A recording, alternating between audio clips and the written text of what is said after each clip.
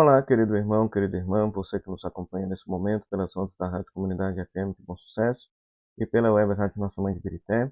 Sou padre Frei Inácio José, pároco da Paróquia Nossa das Mercês, Arquidiocese de Belo Horizonte, doutorando em Teologia Bíblica pela Faculdade Jesuíta de Filosofia e Teologia. Estamos celebrando o quarto domingo da Quaresma, temos como palavra de Deus nesse dia alguns versículos do capítulo 16 do primeiro livro de Samuel, Salmo 22, 23, Efésios capítulo 5, versículo 8 a 14 e o capítulo 9 do Evangelho de João. Vamos meditar a Santa Palavra de Deus. Se você está passando aqui pela primeira vez, então se inscreva no canal, deixe o seu comentário, deixe o seu like e compartilhe em suas redes sociais. Pois muito bem, na oração deste domingo, pedimos a graça de correr ao encontro das festas que se aproximam, e as leituras nos mostram como Deus prepara os seus escolhidos não pelos critérios humanos, mas pelo olhar do coração. A primeira leitura deste dia são alguns versículos do capítulo 16 do primeiro livro de Samuel.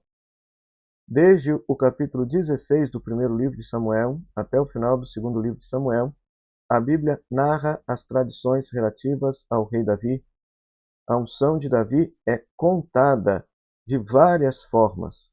Por exemplo, no segundo livro de Samuel, capítulo 2, versículo 4, ele é ungido como rei de Judá, e no capítulo 5 de 2 Samuel, ele é ungido rei de todo Israel. Mas a narração que ouvimos hoje é a mais significativa. O profeta Samuel vai à casa de Jessé para ungir um novo rei. 7 filhos passam diante dele. São belos, fortes, impressionantes. Mas Deus diz a Samuel: não olhes para sua aparência, nem para sua altura, porque eu rejeitei. Deus não vê como o homem vê as aparências, mas Deus vê o coração. Está lá no versículo 7. E assim, o menor, o pastorzinho, aquele que nem foi chamado para a festa, é trazido. Davi entra em cena e o Senhor diz: levanta-te, unge-o, é este. A escolha de Davi é comentada por esse versículo 7. Os homens olham o exterior, Deus olha para o interior. Deus não se fixa nas qualidades brilhantes do seu colaborador, ele espera um coração reto. Mais tarde o Senhor dirá a Davi pelo profeta Natã: fui eu que te tirei do pastoreio das ovelhas para seres chefe do meu povo. Segundo Samuel 7:8. O Salmo 77:70 recordará: escolheu seu servo Davi e tirou do aprisco das ovelhas. E o Salmo 88:21 completará: encontrei Davi meu servo e ungi-o com meu óleo sagrado. Deus vê o que ninguém vê e unge aqueles que têm um coração segundo o seu coração. Então é muito interessante porque nós muitas vezes julgamos pelas aparências, pelo conhecimento intelectual, e essa primeira leitura nos ensina que aquele para governar precisa ter um coração segundo o coração de Deus. O Salmo 22 é o salmo responsorial desse dia, um salmo muito conhecido. O Senhor é o pastor que me conduz, não me falta coisa alguma. E é interessante que a tradição judaica afirma que foi Davi quem escreveu esse salmo. Então se trata de um salmo de confiança. O pastor que ungiu Davi é o mesmo que nos guia por verdes passos e nos conduz às fontes tranquilas. E ainda que passemos por vales escuros, nem o mal temeremos, porque Deus está conosco. E prepara uma mesa para nós à vista de nossos opressores, ungindo nossa cabeça com óleo. A unção de Davi encontra nossa unção, somos todos pastoreados pelo mesmo Deus. Então aqui é o rei reconhecendo que precisa também ser pastoreado pelo próprio Deus, para que possa exercer um bom governo. A segunda leitura desse dia, Efésios capítulo 5, versículo 8 a 14, é um chamado radical. Paulo se dirige a leitores que pela sua conversão romperam com uma existência pagã. Eles devem lembrar-se de que pertencem à luz e não mais às trevas. São dois domínios incompatíveis. Outrora erais trevas, mas agora sois luz no Senhor, vivei como filhos da luz. Está lá no versículo 8 dessa leitura. Quem conhece a luz de Cristo vê o mundo alheio a Deus como trevas. E quem vive nas trevas ainda não despertou para a vida que Deus quer lhe proporcionar. Paulo já escrevera aos Colossenses que fomos qualificados para participar da herança dos santos da luz, libertados do poder das trevas. Está lá em Colossenses, no capítulo 1. Jesus, no Evangelho de João, disse: Eu sou a luz do mundo, quem me segue não andará nas trevas. João 8. Paulo, lá a Tessalonicenses, recorda que não estamos mais nas trevas, mas somos filhos da luz. Lá em Tessalonicenses 5. O Evangelho de João, no capítulo 3, explica o que é o juízo. A luz veio ao mundo, mas os homens amaram mais as trevas. Quem pratica o mal odeia a luz, e quem pratica a verdade aproxima-se da luz. Então, o versículo 14 dessa segunda leitura ecoa uma antiga tradição batismal. Desperta, tu que dormes, levanta-te dentre os mortos, e Cristo te iluminará. Está lá no versículo 14. Essas palavras fazem eco a uma profecia de Isaías, no capítulo 26, versículo 19. Vossos mortos viverão, seus corpos ressuscitarão, despertai e exultai. Paulo aos Romanos vai dizer: é hora de despertardes do sono. Romanos 13, 11. O mesmo Paulo vai dizer: Deus que disse, das trevas brilha a luz, brilhou em nossos corações para a iluminação do conhecimento da glória de Deus na face de Cristo. Está lá em 2 Coríntios, capítulo 4, versículo 6. Então, a segunda leitura nos mostra, nos recorda que somos batizados e por isso não podemos viver uma vida pagã, mas devemos viver uma vida cristã, uma vida inspirada pelos valores de Jesus, pelos valores do Evangelho. Depois, o longo Evangelho desse dia, João capítulo 9, Jesus vê um homem cego de nascença e o cura. Né? Nós temos a opção de ler a versão longa como a versão breve deste Evangelho. O Evangelho se divide em 3 partes. Na primeira parte, a cura do cego de nascença. Jesus vê um cego de nascença. Os discípulos perguntam quem pecou, ele e os pais. E Jesus responde: nem ele pecou nem seus pais, mas para que se manifeste nele as obras de Deus.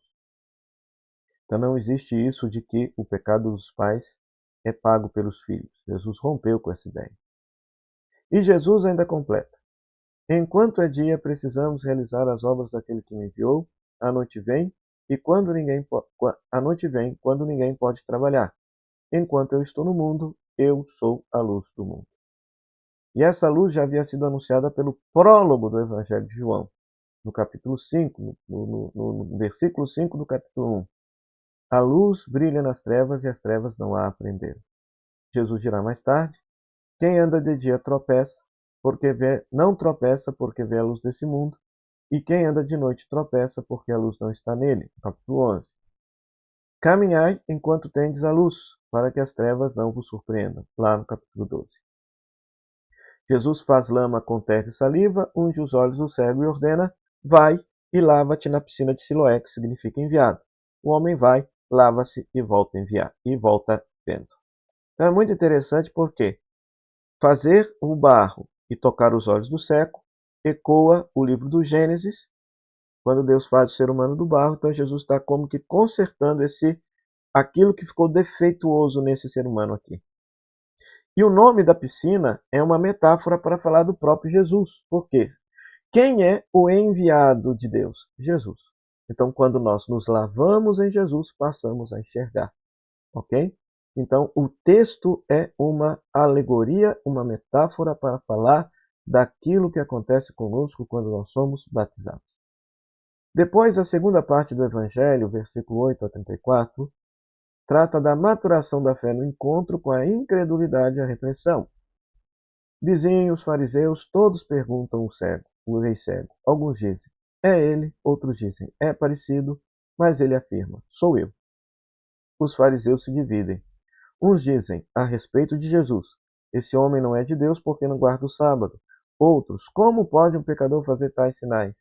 Chamam os pais do cego, que confirmam: ele é nosso filho, nasceu cego, mas agora vê. Não sabemos, perguntai a ele, tem idade. Chamam novamente o homem, que era cego, e ele, com uma coragem que só a luz pode dar, responde: se é pecador, não sei, só sei que apenas uma coisa: eu era cego e agora vejo. E mais, isso que é admirável: Vós não sabeis de onde ele é, e ele me abriu os olhos. Sabemos que Deus não atende aos pecadores, mas se alguém é temente a Deus e faz a sua vontade, a este atende. Desde o princípio do mundo, jamais se ouviu dizer que alguém tenha aberto os olhos a um cego de nascença. Se esse não fosse de Deus, nada poderia fazer. E então expulsam ele da sinagoga. Então é interessante também porque João capítulo 9 retrata o contexto histórico do início da expulsão dos cristãos da sinagoga pelo fato de confessarem a Jesus como Messias e Senhor. Por fim, a terceira parte do texto, versículo 35 a 39, trata da autorrevelação de Cristo e a profissão de fé do cego. Jesus sabe que o expulsaram, encontra-o e pergunta: Crês no Filho do Homem? O homem responde: Quem é, Senhor, para que eu creia? Jesus diz: Tu o viste, é quem fala contigo. Assim como dissera a samaritana: Eu sou o que falo contigo. O homem então exclama: Creio, Senhor, e prostra-se diante dele, adorando. Então veja que interessante. Quando vão perguntar para o cego quem é Jesus, três respostas aparecem diferentes na boca do cego. Em primeiro lugar, um homem. Em segundo lugar, um profeta. E agora, diante de Jesus, ele diz: Eu creio, Senhor. Então percebe? Ele foi gradativamente iluminando a sua consciência para ter clareza de quem é a pessoa de Jesus. Irmãos, este é o caminho de todo discípulo. A cura física é apenas o começo. A verdadeira cura é enxergar quem é Jesus. O cego passa pelas perguntas, pelas pressões, pela expulsão da sinagoga e chega à adoração. Ele vê a luz e se torna filho da luz, como Jesus promete, lá no capítulo 12. Os fariseus, ao contrário, dizem que vêm, mas recusam a ver a luz que veio ao mundo. Jesus conclui: Eu vim a esse mundo para o juízo, a fim de que os que não vejam, vejam, e os que veem se tornem cegos. Alguns fariseus perguntam: Porventura também nós somos cegos? Jesus responde: Se fosseis cegos, não teríeis pecado. Mas como dizeis, nós vemos, o vosso pecado permanece.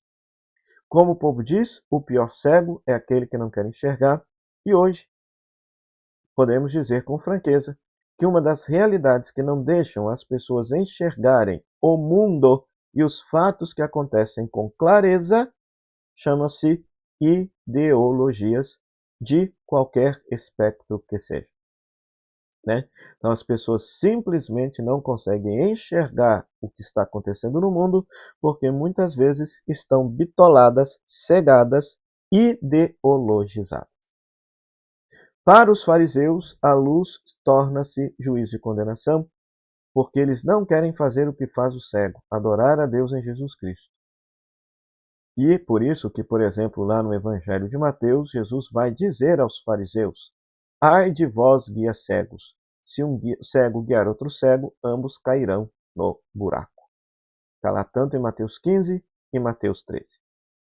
Nesse quarto domingo da Quaresma, queridos irmãos e irmãs, somos convidados, portanto, a lavar os nossos olhos nas águas de Siloé.